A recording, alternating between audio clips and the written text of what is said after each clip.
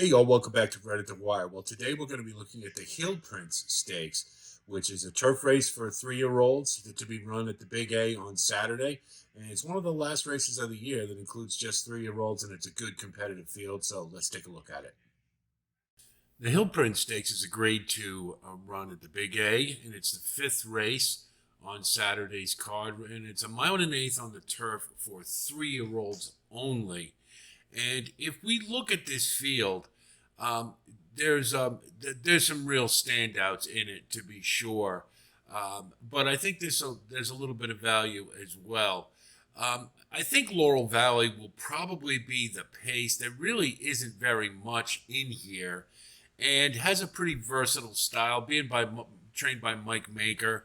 I think this one will probably go to the lead as sort of a gun it and let's just see if he can hold on type of thing. Not out of the question, I suppose, but there's some pretty heavy duty talent in this race. So I think Laurel Valley will probably be the pace, and that'll be the extent of it. Um, excuse me. Freedom Trail is one who just had a career high, but really likes the Big A, and that's a plus. But if I want to find value in this race, I have to do better than 8-1 that's offered for Freedom Trail. I think class is still an issue for this one. Previous stakes efforts have been okay and not against the greatest of fields, and I think this field is a lot more challenging. So I'm going to look elsewhere than Freedom Trail. Classic Catch is one that, first of all, the end of the year for Todd Pletcher is usually kind of a quiet time. After the Breeders' Cup, a lot of his horses are the projects or need a little work, and consequently, that his percentages are lower at the end of the year, most notably the fall meet at Churchill. So I look at Classic Catch, and I don't really see a horse who's getting better. And that's the bottom line. They've been trying to put this one on turf for a couple of starts, and has resulted in coming off the turf in two nice efforts, including that 106 Brisnet 2 back at Saratoga. But that wasn't, it was a really nice effort, and he dueled all the way down the stretch with Costa Terra. Don't want to take anything away from that. But in comparison to the rest of his races, it doesn't look to me like this horse is getting any better, and I think that's why they're moving to turf to try to find a place for this horse. The others in here are more seasoned on turf, and I believe they're more talented with more upside. So that's why I'm going to toss Classic Catch, and I think he's going to be an underlay as well. We don't want that here. Too Far East is West. I just don't think is as good as these others, really. This isn't a bad horse at all, and it's had a couple of nice efforts last time, but is stepping up in class against what I consider to be superior horses. So that's really the only reason. I could certainly see Too Far East is West getting underneath in the exotics, and you would get 20-1, but I just can't see it. So I'm gonna you can't include all of them, so I'm gonna toss. So those are the ones that we're not going to use. Let's look at the ones that we are going to use. The favorite is Integration, and there's really no surprise given that last effort. It was an interesting race in that I never thought he'd get there.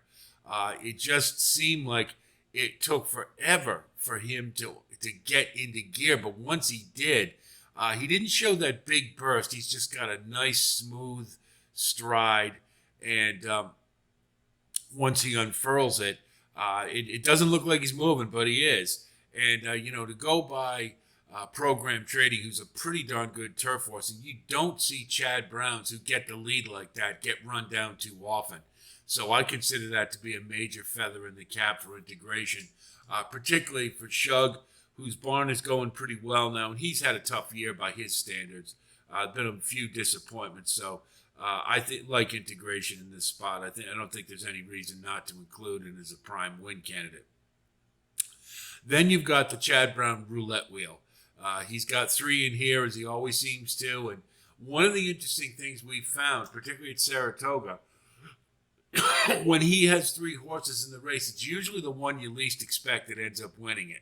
And I can't explain why, but there have been a couple of those most notably Gina Romantica, and White Beam was another one, and it just seems to always end up that way.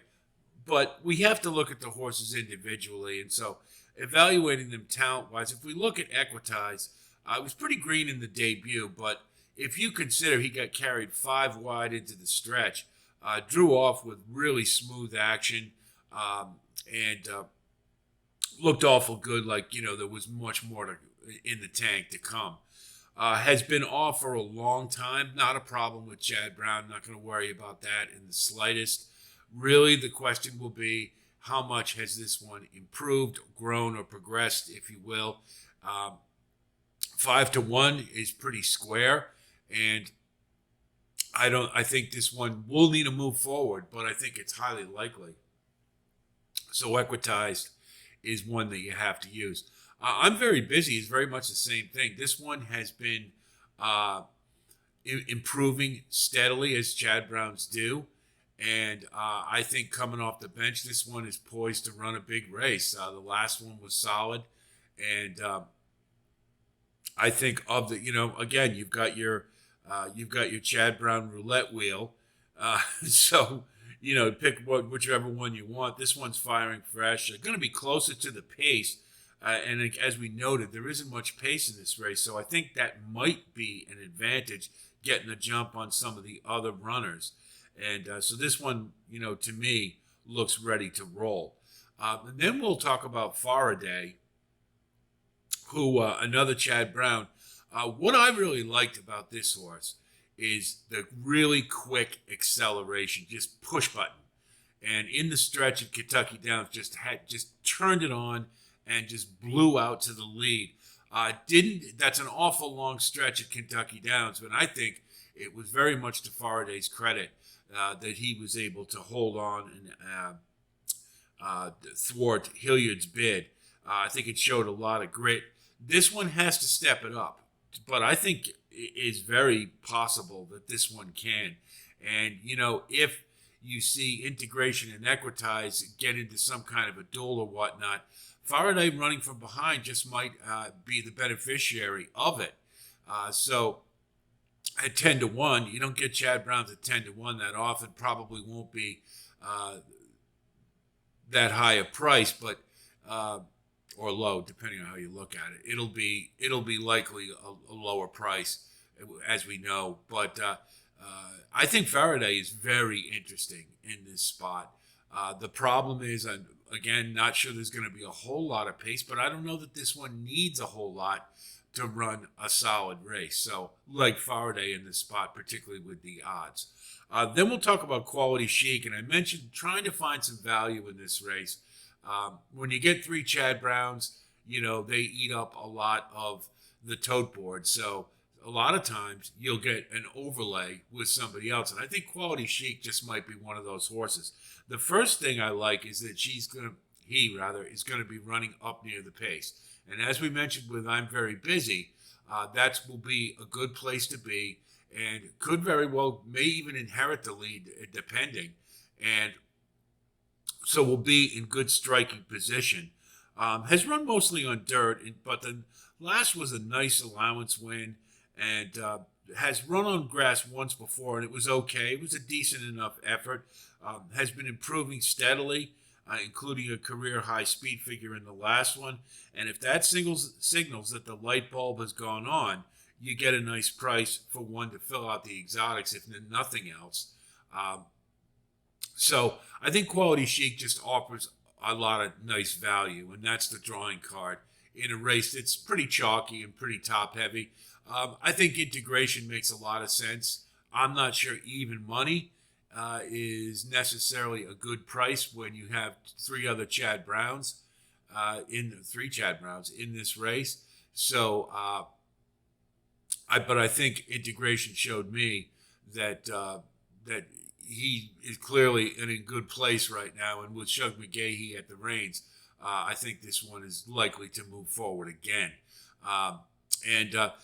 Faraday is the one I'm very interested in, mainly because of the late running style and be a little farther back, and might benefit if there's some kind of duel in the stretch. But Integration, I think, is the deserving favorite in this race.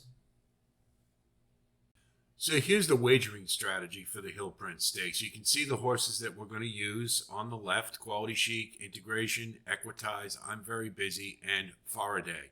I put a win ticket down on Faraday. Again, utilizing that theory of the third Chad Brown or the one you don't expect. And there are some reasons that this one could move forward and benefit if there's a tussle in the stretch. So we put a win bet down on the 5. That's discretionary. I mean, I would do it, but I can understand if you would be reticent to. But I think the price is right.